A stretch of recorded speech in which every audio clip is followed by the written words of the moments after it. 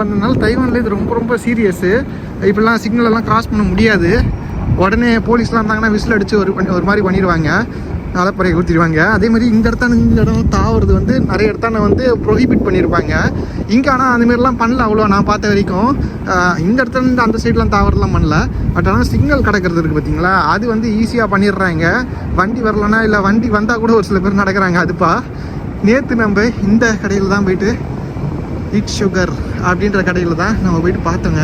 இந்த கடையில் பயங்கரமான விலைங்க. எவ்வளோ எக்ஸ்பென்சிவ் தெரியுமா, ரொம்ப ரொம்ப எக்ஸ்பென்சிவ். அதேமாரி மொத்தமாக தர மாட்டுறாங்க, எடை போட்டு தராங்க. முழுசாக வச்சுருந்தாங்க பேக்கு. நான் அதேமாரி கேட்டேன், ஒரு 2 கிலோ 3 கிலோ அந்த மாதிரி பேக்கெலாம் இருந்தது.